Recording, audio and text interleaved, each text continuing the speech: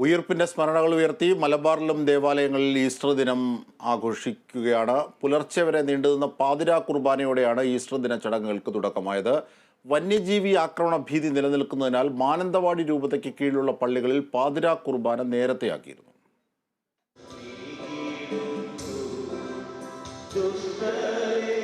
കുരിശുമരണവും അതിജീവിച്ച് മൂന്നാം നാൾ യേശുക്രിസ്തു കല്ലറയിൽ നിന്നും ഉയർത്തെഴുന്നേറ്റതിന്റെ സ്മരണ ദിനം പ്രാർത്ഥനാനിരതമായാണ് വിശ്വാസികൾ ആഘോഷിച്ചത്.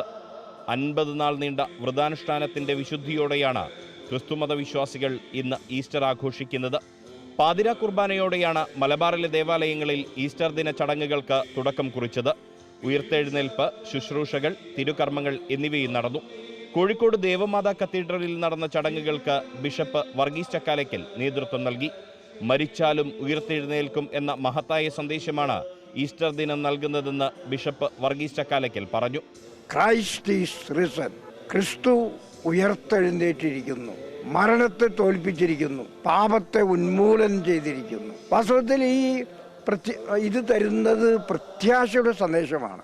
അത് ഒരു കൂട്ടർക്ക് വേണ്ടി മാത്രമല്ല, മനുഷ്യരാശിക്ക് മുഴുവനുമാണ്. അതായത് മനുഷ്യൻ മരിച്ചാലും അവൻ ജീവിക്കുമെന്നുള്ള മഹത്തായ സന്ദേശമാണ് ഈ ഉയർപ്പ് തിരുനാൾ നമുക്ക് ഓരോരുത്തർക്കും നൽകുന്നത്. അതുപോലെ നമ്മുടെ സഹനത്തിന്, നമ്മുടെ വേദനകൾക്ക്, നമ്മുടെ കഷ്ടപ്പാടുകൾക്കൊക്കെ വിലയുണ്ട്. അതിനെല്ലാം രൂപാന്തരപ്പെടുത്താൻ ദൈവത്തിന് കഴിയുമെന്ന് ഈ ഈസ്റ്റർ നമ്മളെ പ്രത്യേകമായിട്ട് പഠിപ്പിക്കുകയാണ്. മാനന്തവാടി രൂപതയ്ക്ക് കീഴിലുള്ള പള്ളികളിൽ കുർബാന അടക്കമുള്ള ചടങ്ങുകൾ നേരത്തെയാക്കിയിരുന്നു. തലശ്ശേരി സെന്റ് ജോസഫ് കത്തീഡ്രലിൽ നടന്ന ചടങ്ങുകൾക്ക് arch bishop Mar Joseph Pamplany നേതൃത്വം നൽകി. താമരശ്ശേരി മേരി മാതാ കത്തീഡ്രലിലെ ചടങ്ങുകൾക്ക് ബിഷപ്പ് മാർ റെമിജിയോസ് ഇഞ്ചനാനിയിൽ നേതൃത്വം നൽകി. മാഹി സെന്റ് തെരേസാസ് ബസിലിക്കയിലും വിവിധ ചടങ്ങുകളോടെ ഈസ്റ്റർ ദിന പരിപാടികൾ നടന്നു. Riyas KMR, Kerala vision news, Malabar.